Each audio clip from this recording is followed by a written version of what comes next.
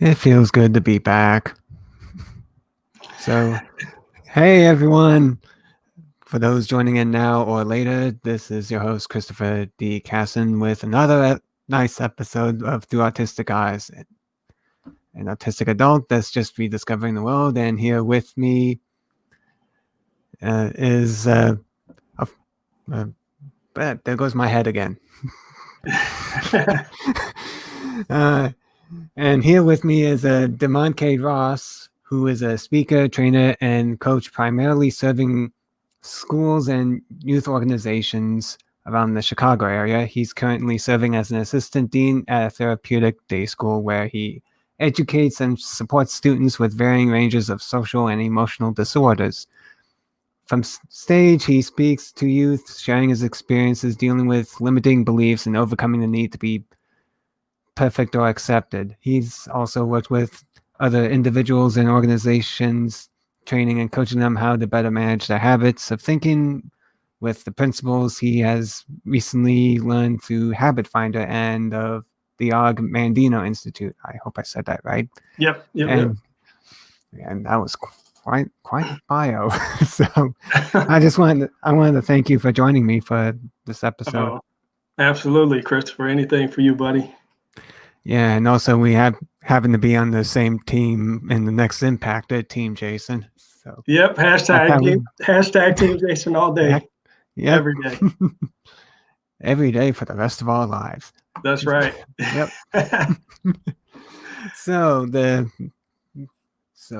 quite the resume there, but of course, every superhero has a backstory. So, what's your backstory to get things started? What were the limiting beliefs that you ended up facing and overcoming as you were growing up? Because I find that. Oh, go ahead. What's that? No, what were you about to say? Because as the things we face growing up in childhood, we end up bringing along in adulthood and end up, using that sometimes as a strength and sometimes as reinforcing limiting beliefs. So. Yeah. So for mine, and I've talked about this a few times. Mine came from feeling like people weren't going to accept me, and feeling like I wasn't good enough, for other people. And started, for the most part, started when I was in sixth grade. It's kind of when it really got, serious for me.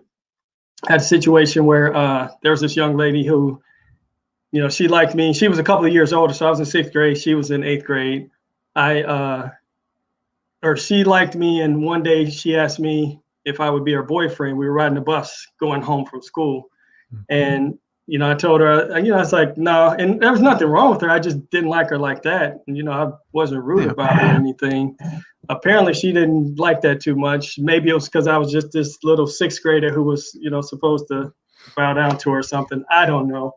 But at any rate, she said, "What? You said no? Well, forget you, the monkey." And so she said that using a play on my name and, basically calling me a monkey. Well, there was this other kid who was also an eighth grader. He heard this and he just let out the most, obnoxious to me laugh. Ah, she called him the monkey. She called him the monkey. And he, like, the whole rest of the ride home, saying that over and over. So, I get home and I'm like, okay, no big deal. It happened. It's over with. Let's, move on. Mm-hmm. Step on the bus the next day, that same guy. There he is. She called him the monkey. He went to school, started telling everybody. And so from pretty much all of sixth grade, all of seventh grade, and most of eighth grade, I was called the monkey every day by somebody for, whatever reason. It could be anything. It was raining outside. Oh, hey, the monkey. It didn't matter. And like I said, I went through that for years. And it was, for the most part, it was everybody, that was saying this. The weird part was, I was cool with everybody. Like, it wasn't like they would treat me like dirt or anything like that, but just them saying that. And it's like, okay, we're supposed to be friends, and how this affects me. Yeah, kind of like that irritating itch that you can't scratch. Yeah. And so it's making me question, like, okay, well, do they really like me, or, what is this all about? So I had that situation. And then I had another situation also in sixth grade. I played basketball. I went on and played college, so I was a pretty good basketball player. So when I was in sixth grade, we had a fifth and sixth grade team, and I was the best player on the team. And so I remember we played a tournament, and I was talking to one of my schoolmates, and he asked, they just asked like, "Hey, how did the tournament go over the weekend?" I was like, it was okay. It could have been better. I just wish I had a little bit more help." But one of the kids on the team overheard that, and he and his sister just started going in on me. "Oh, you think you're super special? You think you're Mr. Everything? You think you're all that?" And just going in. And so I'm already dealing with the monkey thing, like thinking people don't like me. Now I got my teammate, and he's getting other people to gang up on me. It's like, am I accepted anywhere? At least off the basketball court. So it was just really rough. And so I've just spent the majority of the years of my life just being concerned about what other people thought and just fearing rejection at every turn. And so that's why that's one of the things that I really stress and really try to work with youth on is understanding that, your story is your story, and nobody else gets to dictate that for you. People can say mean things and bad things about you, but the important thing is for you to know who you are. And when you know who you are, you can withstand those insults and name calling and picking on and all of that stuff. Because what happened for me, and I don't know where it came from, because I really like went within, like I drew in. And so not to the point where I wouldn't talk to people, but as far as my emotions and how I felt, I didn't talk to people about any of that stuff. So nobody knew how that was affecting me and what was going on. And at some point, I just came to the realization that me attacking other people and me saying mean things and trying to get back at people wasn't effective. And the only thing that really was effective is for me to not respond and not give them the fuel, because the laughter and my reaction was giving them fuel to continue to do what they were doing. And so when I stopped reacting to it, stopped responding in any way, it eventually died off to where it's like, okay, well, that's not working. And I didn't hear it anymore. But it's tough. It's tough. Like I said, I don't know where that came from in my mind, but I know for a lot of kids, they don't understand that, and it's hard. Yeah, it is hard. It's hard. Yeah. It's really easy to just let everything get to you, especially these days where it just seems like it's everywhere. Yeah. Yeah, absolutely. So I mean, I went through that. And like I said, I carried that, throughout my years. And so it really hurt me, in terms of basketball. And like I said, I was a really good basketball player. I ended up going to college, playing 4 years in college. I think I'm still in the top 5 in assists all time at my school. So really good basketball player, but I always kind of held back just a little bit when I played, because I didn't want to separate myself from my teammates. I didn't want my teammates to look at me and think I was selfish and then reject me. Yeah, you didn't want to stand out like Michael Jordan. You were kind of like the backseat, what's the word? I mean, I could say role player. I mean, I was never really a role player because I was better than that, but I wasn't that standout. I was just a good teammate that wanted to make sure everybody was happy, which is good. You want to do that. But in some cases, I think not only did I limit myself, but I limited my team's success by not pushing the envelope and really, giving it my all. Yeah, basically, it's like the wood was just right there. Come on, get it. But yeah, so I'm assuming this kind of situation is what really got you into coaching. So, yeah, kind of. Yeah, go ahead. My brain's freezing up. Yeah, no, that's precisely what it is. And by no means am I like completely over any of this stuff. That's the great thing that I've learned as I got older, is that many people are going through stuff. Many people have these doubts and these same thoughts, but it's what you do with those thoughts. And so I'm, continuing to work every day, to keep those thoughts at bay and to, focus on what I can control, focus on the positives, focus on the good qualities that I do have, and not allow those negative voices in the back of my head to, completely rule. And there are days where I do lose that battle, but I get up the next day ready to fight. And that's the only thing I'm trying to help other people is to change some of those patterns and habits of thinking so that they no longer are losing those battles. and are able to, overcome whatever limiting beliefs or, whatever struggles that they may be going through. Yeah, and this is, of course, why is today is just my day, You must not have had enough coffee. No, I've been trying to quit coffee because it was really? because it was just causing me anxiety spikes. So it's just Oh, really? Okay. from what I've experienced. But anyway, you took this as inspiration for getting rid of those negative beliefs through coaching and helping others see that as well. So for someone that could be interested in following suit, explain the process you went through of becoming a coach in your field and any prerequisites to that kind of thing, or is it just no, just go for it? Yeah, I mean, pretty much go for it. You have to really want to see other people excel. You have to really want to help other people grow. Where the coaching industry to some degree has, taken some hits and gotten kind of a bad rap is a lot of people get into it because you can make a lot of money within coaching. And there are some people that get in it for that reason.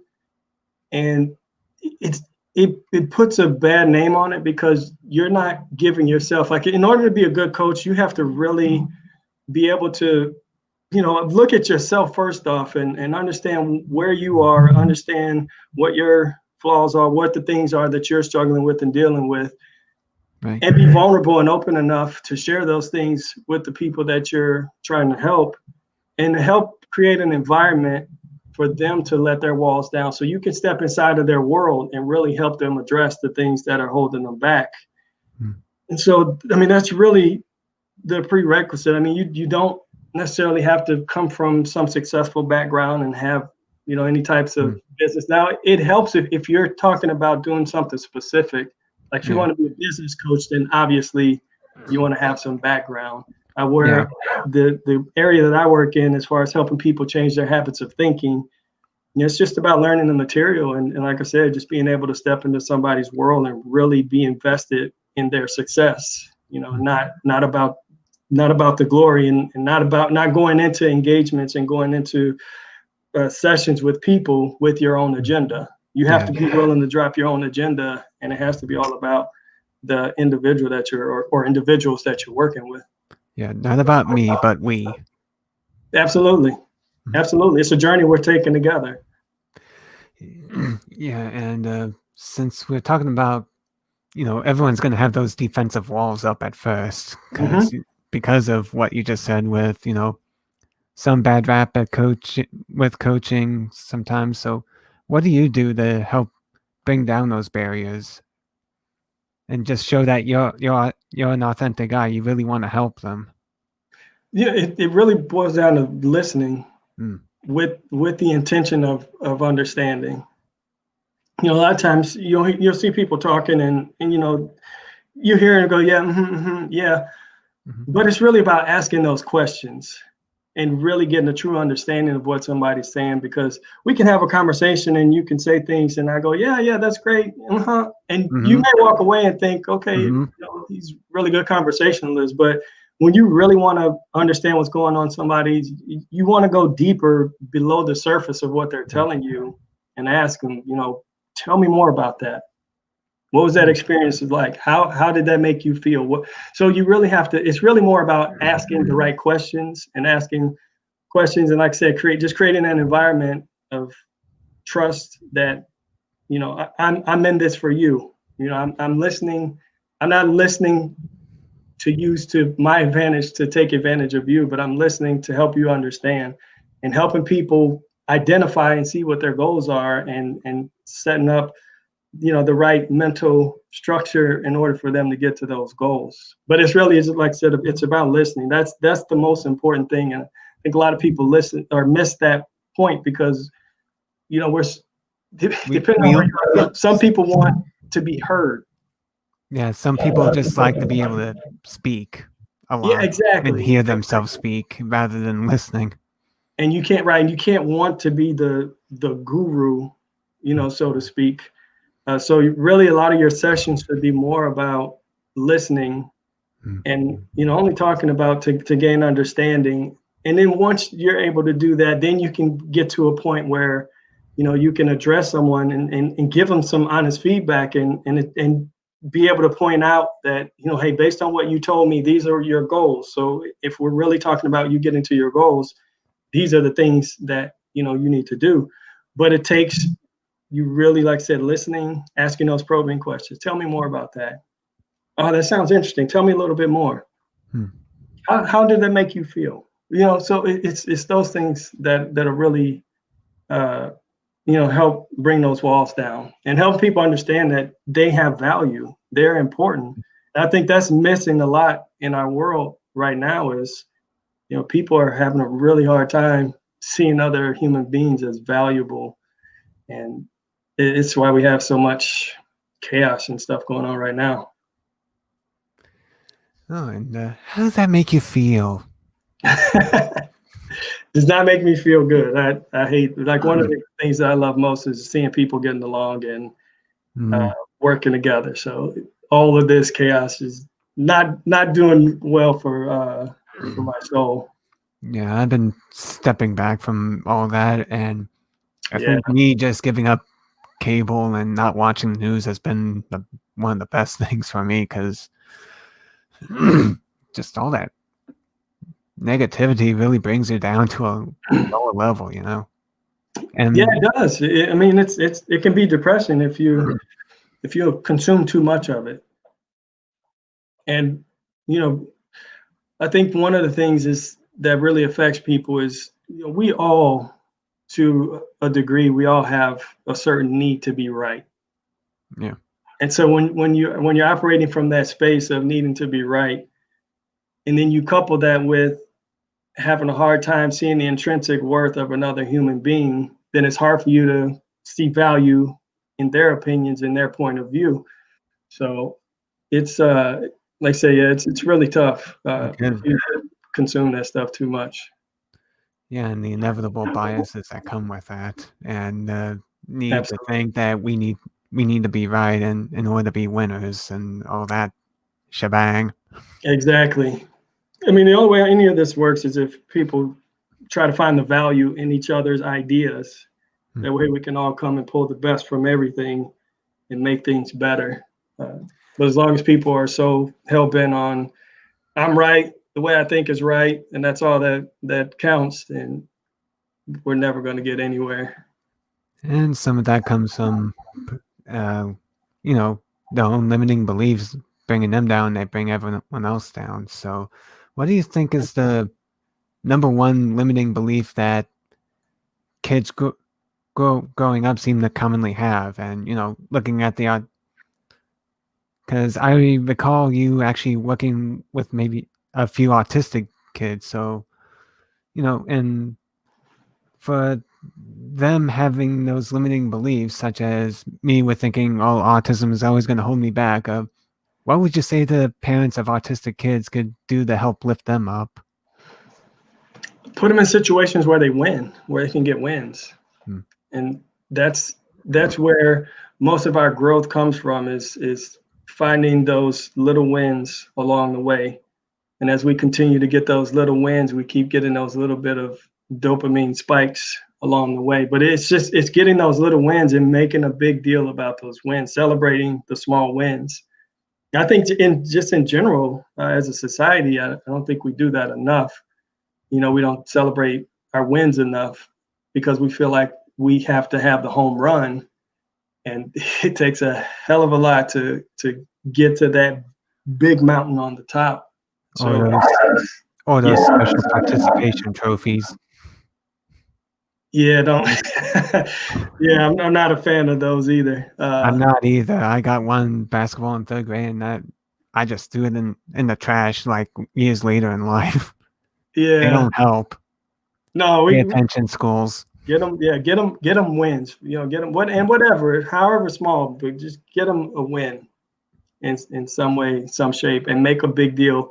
Make a big deal about the progress. Make a big deal about the successes, and not so much about the other things. Because you can harp so hard on somebody about their flaws that that's all they'll think about.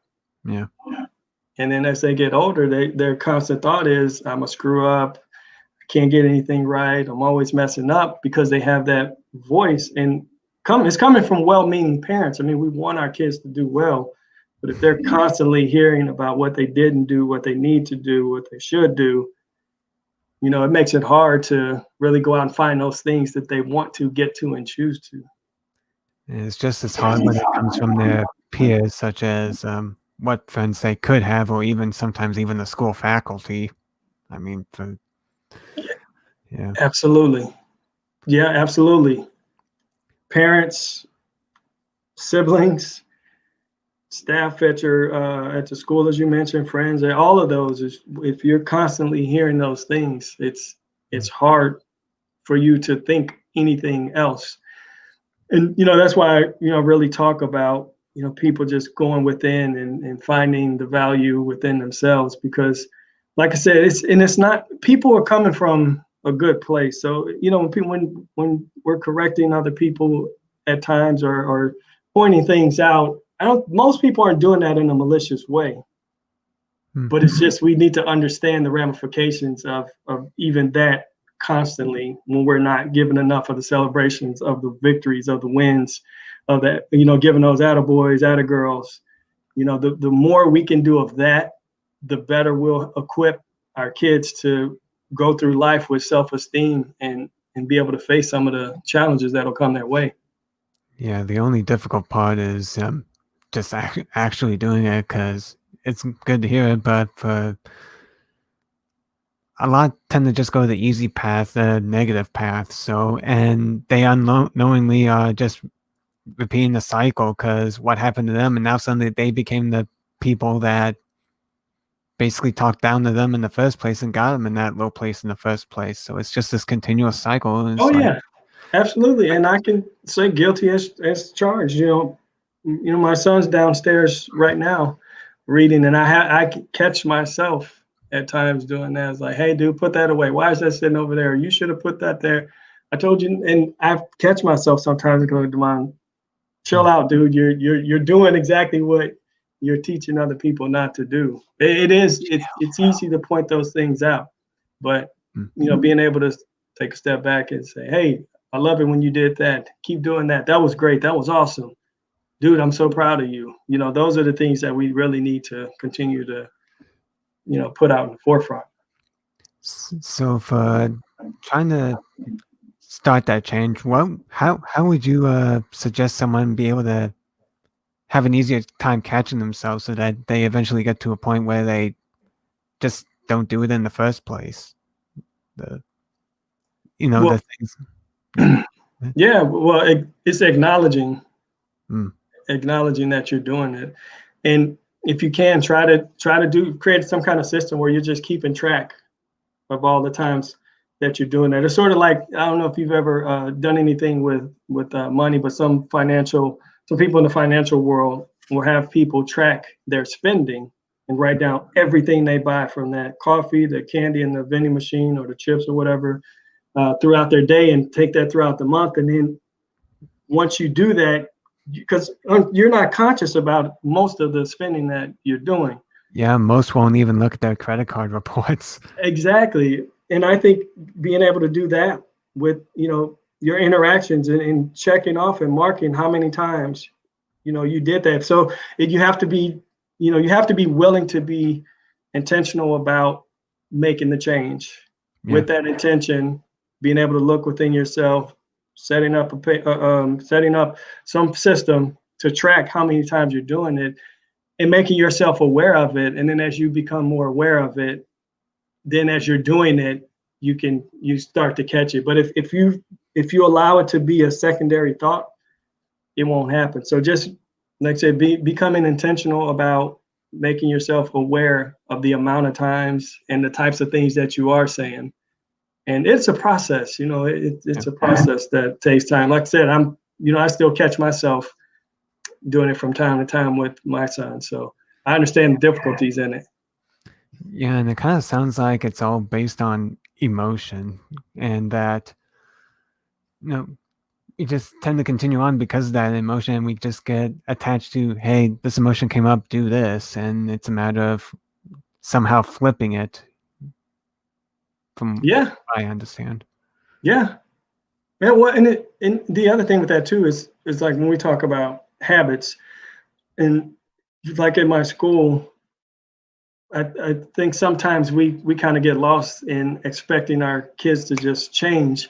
You know, like I said, I work with students who have varying ranges of emotional and social disorders. Hmm. So they can become dysregulated much easier than a typical student would become dysregulated.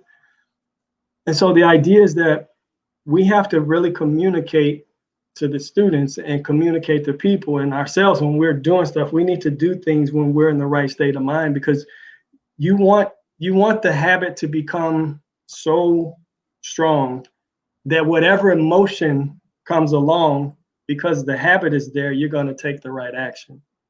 Hmm. And that could take a while, depending, because, like you said, that strong enough emotion that it's hard to go back, but that could also be in the negative way as well, where it's really hard to get out of that cycle. What do you mean, the negative cycle? Yeah. Oh yeah, oh yeah, definitely is, because most of us, we've been dealing with this for our whole lives. And so it does it can take a long time. Like there's a couple of reasons. Like either you finally get to the point where you're sick and tired of sick and tired, or sick and tired of being sick and tired. You just want something so bad that you're willing to put in the work to make the change, or something tragic happens to where you're forced into making changes. Those are usually the things. But again, we're talking about things that have been ingrained in us for years. And so learning to be patient with yourself, which I think is probably one of the, biggest things that is affecting people nowadays, is just learning how to be patient and understanding that things take time, because we all want things like right now. It's just the way our society is. You want something to eat, you call up, it gets delivered to you. We want information. Yeah. It's right at our fingertips. We can go right online and find whatever information we want.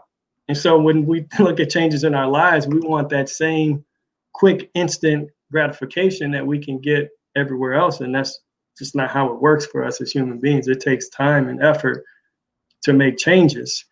Mhm. But the great thing with that is you can still pursue whatever goals and dreams you have while you're working on overcoming limiting beliefs, overcoming your anger, overcoming your disorganization, or whatever the case may be. So that's the beautiful thing about life, is even though you may not have everything completely in order, you can still be taking steps towards, whatever your goals and dreams are.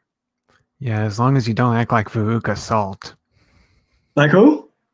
Veruca Salt. You Uh, never heard of, you never watched Willy Wonka and the Chocolate Factory? no, I Oh haven't. I boy. know. I Oh, know. I know. I know. oh, I know. I never have.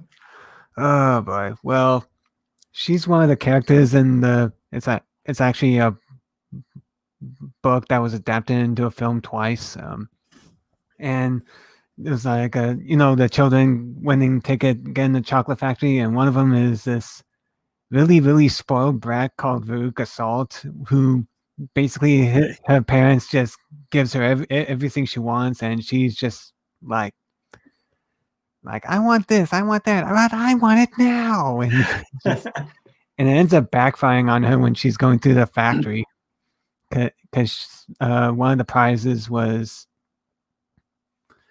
well, it's a secret prize, but part of it is just behaving while going through the tour, and she doesn't. So she ends up Yeah, getting her comeuppance along with her father, who basically um, incubated her into the way she was. mm, yeah, I would say that for our students, a good portion of them are probably like she was, just overly spoiled parents, either just flat out unwilling or afraid to say no. And so a lot of our students, like, that's their big trigger. If they don't get their way and what they want, that's when they lose it. So yeah, a lot of it falls on the heels of parents. Like I said, as we were talking about before, when we're giving those criticisms a little bit too much, that's one aspect of it. But the other aspect is those parents that give their kids everything and go to great lengths to make sure that they never have any failures, never get to experience what losing feels like or disappointment, and that creates a real tough situation. Kind of like a delusion of what they think life is like when it really isn't. Yes, and I mean I've seen some really bad cases with some of our students. Like they just have zero concept of anything not going their way, and the slightest little thing, the slightest perception that something is against them, and they could lose it. So it's now I know some of that is chemical, but if you couple that with parents who are unwilling or are too afraid to say no, set limits, it just causes a huge amount of delusion, as you said. Yeah, and I imagine they're probably going to go berserk over wearing masks in school again. No, not again, but Yeah, well, so we just So, started. yeah, so going off of that, how have you view how are students actually handling this pandemic from what you've seen? Did some of the struggles they face with beliefs and just transferred online and it just became worse because it was online? Because you heard about cyberbullying and whatnot. Yeah, I can't remember. I was talking to somebody the other day about this. We haven't had a whole lot of cases of that within our school, which is shocking because we get a little bit of it at our school. I think most of our students, they understand that, they have certain struggles, and so they empathize with the rest of the students for the most part. Most of the stuff that I've seen as far as our kids dealing with it have been dealing with students on the outside. And so not quite understanding and interpreting things the right way. And, it can turn into something. But as far as COVID specifically, it's been pretty interesting. Like some of the teachers that I've talked to have said that some of the students who were doing really well in school were struggling with the distance learning. But some of the kids who were struggling in person weren't showing up to school or, just having a really hard time staying in class. Some of those students are the ones who are excelling. So it's just interesting how, that happens. But, we've had some cases, students who struggle pretty hard and we're just having a, even more difficult time before. I think at this point, we're, for the most part, kids are kind of, at a point where it's like, okay, this is what it is, and they're understanding where we are. We are just getting back into the building. So we just started Thursday and Friday last week. We had the middle schoolers come in Thursday, and then we had the high schoolers come in on Friday just for an hour and a half, just so they can get used to being in the building, having to wear the mask. And then this week, Monday and Tuesday, the middle school, we're in for half a day. And then tomorrow and Friday, we'll have the high schoolers in for half a day. So we'll see real soon how this is all going to work out. Because I've attended some of the Zoom morning check-ins with some of the classrooms, and there's one student in particular, I think yesterday, that he was really not feeling having to wear the mask and the social distancing, and he just wasn't feeling it too tough. The fortunate thing is he understands that these aren't our rules, because the students like to take out a lot of their frustrations on our staff for outside stuff. So he does understand that, but he and other students are still probably gonna struggle, being able to remember to keep the distance and, ask for breaks to go outside to take the mask off, as opposed to just taking it off in classrooms and having people freak out.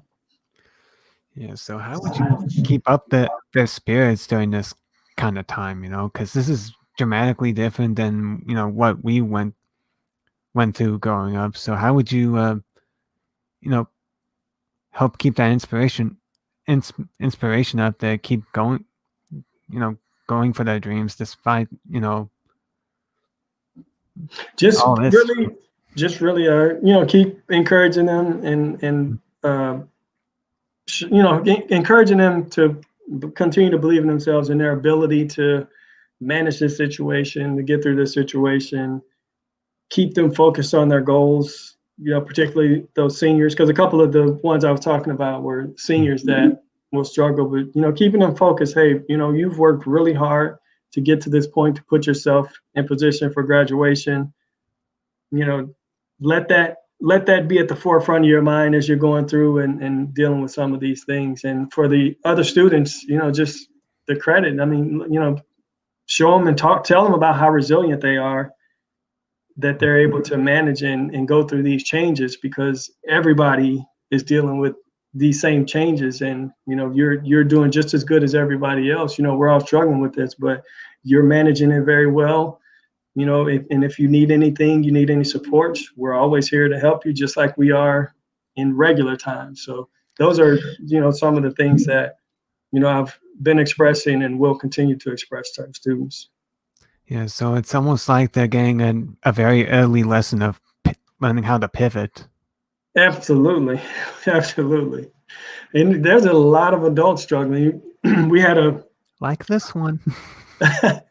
Well, everybody. I mean, I don't think there's too many that aren't in some way that are struggling with this.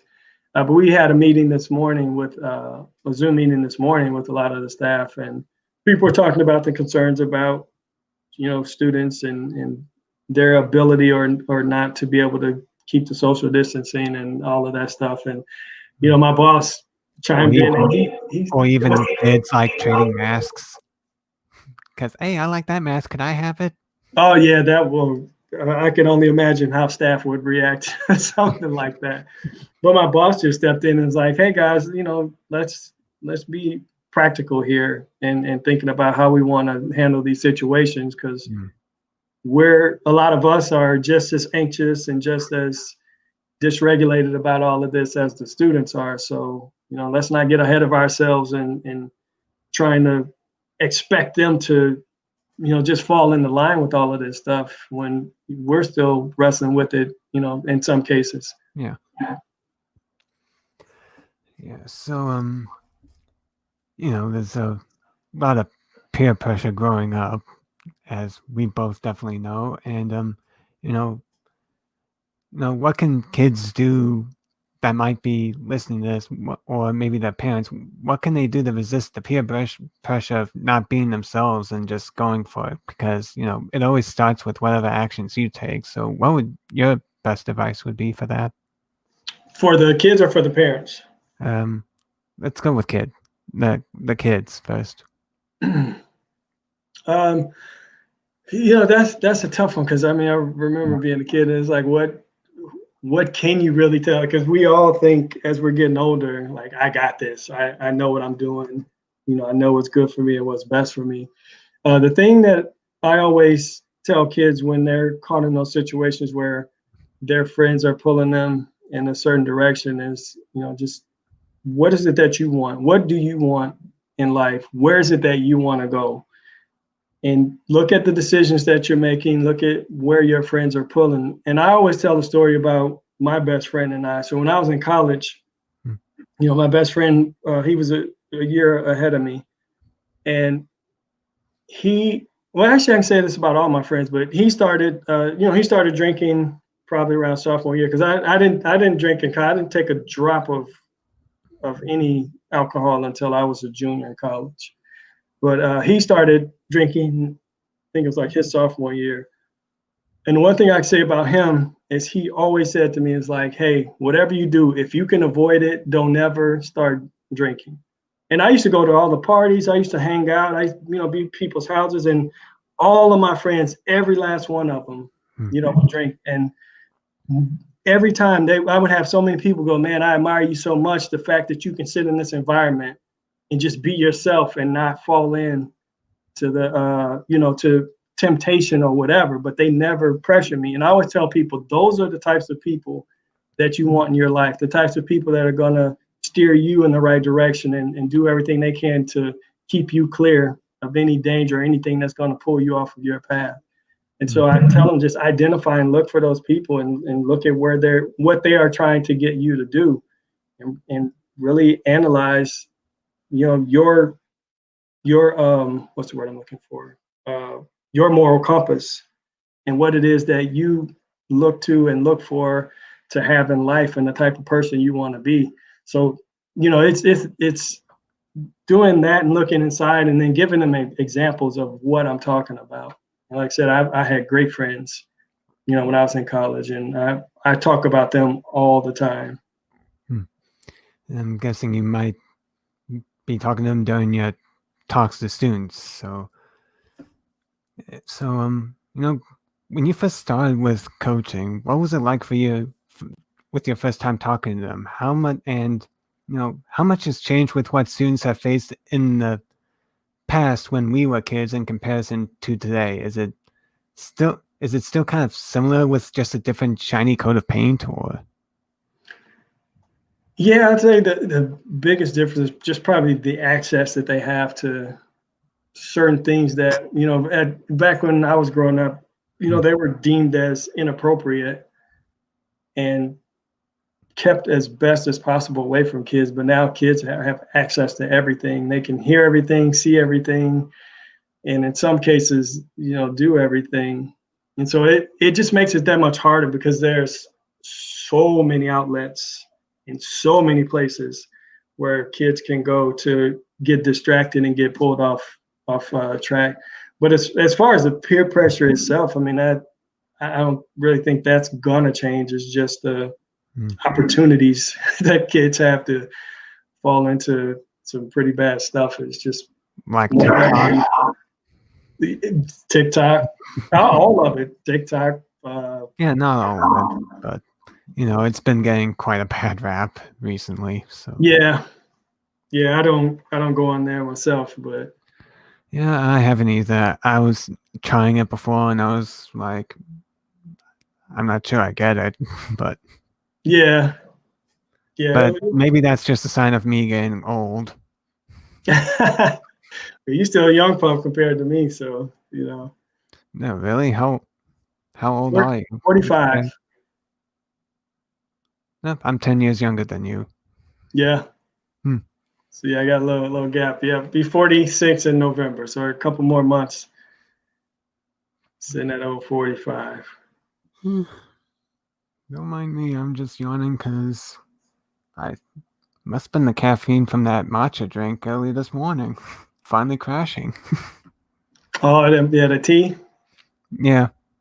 I've been working on switching it up, Okay. And sometimes I'm wondering if there's something wrong with these earbuds because it's like this static noise, Oh, is it when I talk, or is it? No, it's just something that randomly happens. I think it might be this. Well, anyway, let's move on. Okay. Just like everyone else should move on and be able to just make more out of themselves. So, which you definitely did as you moved on to Habit Finder and Mandino Institute that you're now part of. So, how did you first discover this, and what attracted you to it to really be a part of it, and tell more of the story about that. Yeah, so it actually came through Jason. So when we were when we were in the next Impactor, competition, and how each week we would have our session or our time where we had to lead the project. And so during that week, I had my call with him, and we talked about stuff. And he's like, "What do you want to do?" And I was like, "Well," I said, "I really just want to help people overcome limiting beliefs primarily. So I just want to get into coaching." And he's like, "Well, you need to get off your butt and get moving. Like, what are you like? What are you doing to take steps?" And I was like, I'm just trying to figure out what's going on. Yeah, I was like, I'm just trying to find it, like trying to figure out. he said, well, here, I tell you what, he said, I have a friend of mine who runs the Mandino Institute. They have a coaching program. They're really selective about who they bring in. Yeah.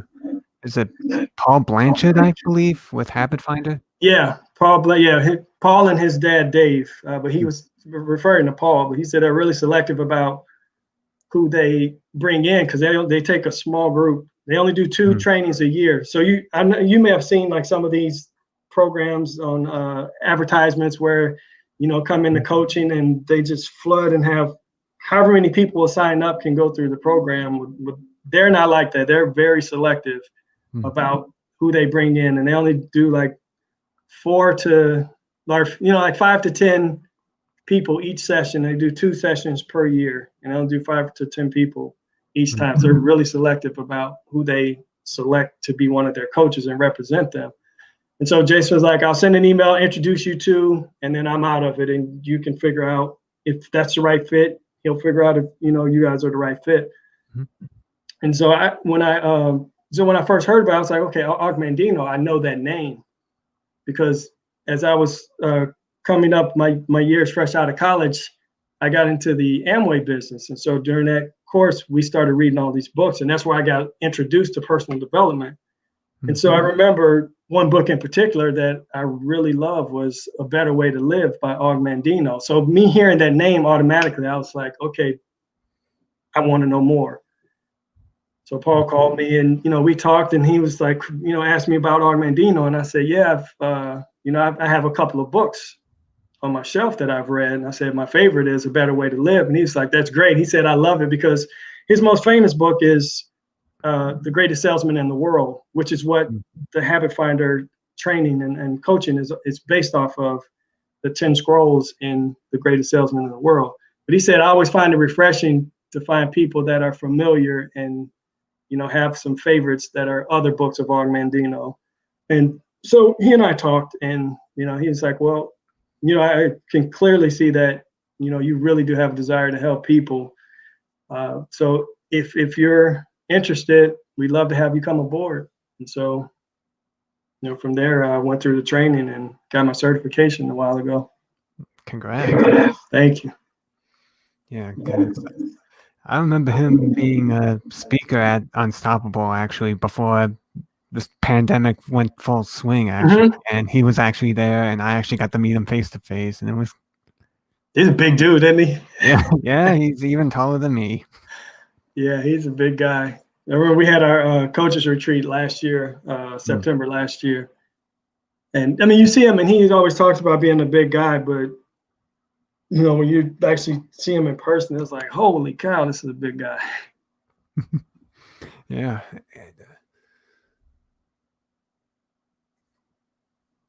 Brain freeze again. There we go. Yeah, and we are getting, well, we actually are getting close to the top of the hour, haven't we? That just kind of flew, Yeah, oh yeah, it was 49 minutes in.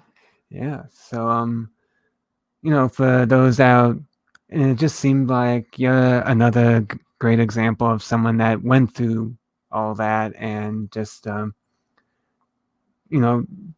being brought down, not as... I'm trying to find the right words. It's like not being brought up and inspired as anyone else, but you just shown just fighting through that. Look where you are today. I mean, yeah, it's just taking little steps along the way. Progress hasn't been what we would like. I mean, we would all like to just hit the ground running. That hasn't been my story to this point, but I keep getting up every day, and like I previously said, I have days where I do get knocked down, and it's like, man, this is hard.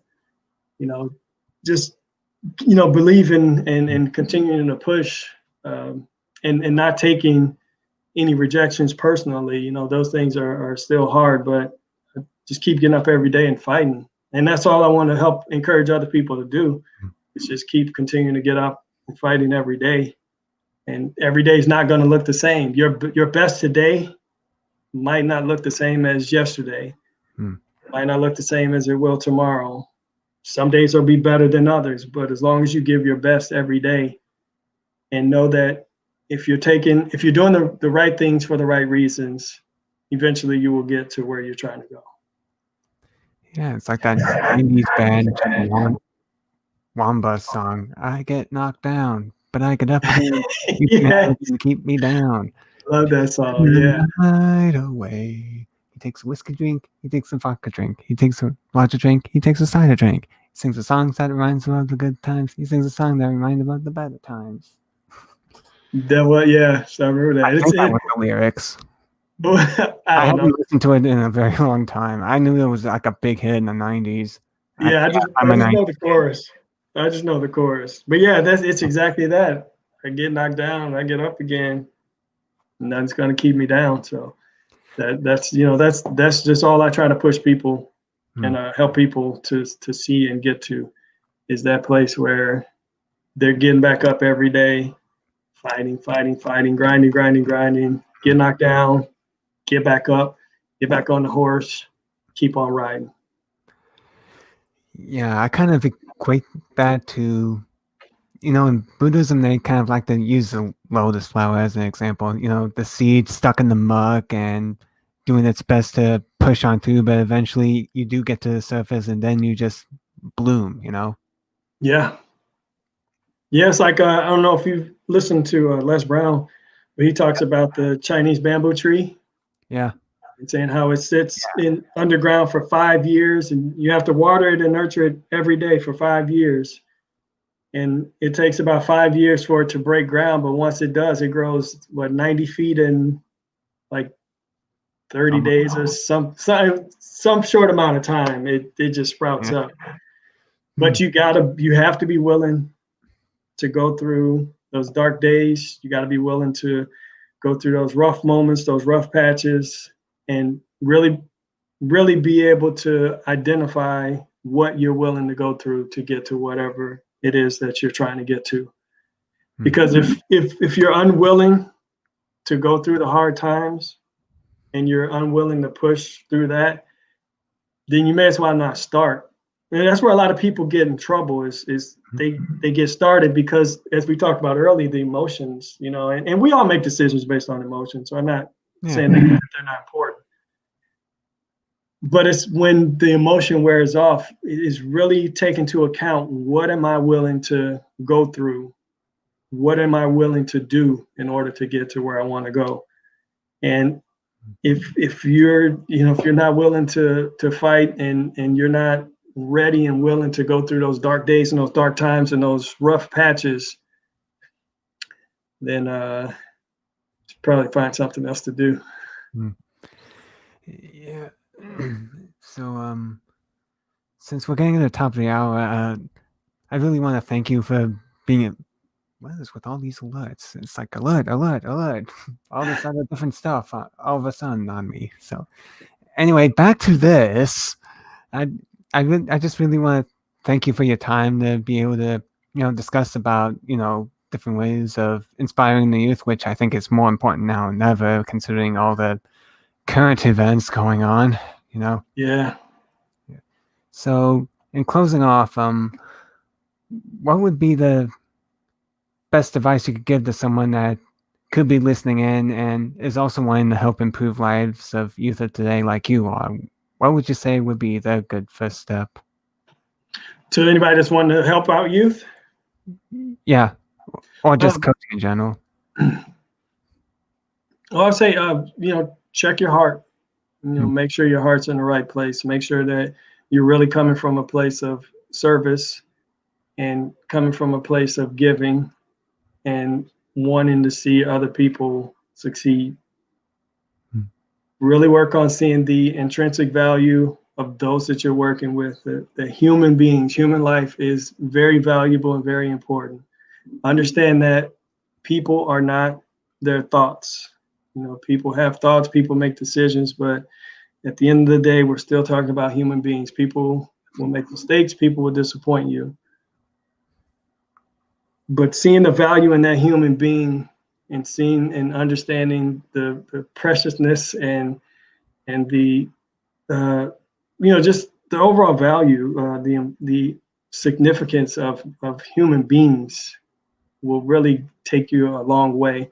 You know, I think back when I was back in Columbia, Missouri. So when I went to school in Columbia College in Columbia, Missouri, and I remember one of the parents one day from the school that I worked at, she said, "Man," I had them call me Mr. D. She said, "Man, Mr. D, you have a way of really making these kids feel like $1 million."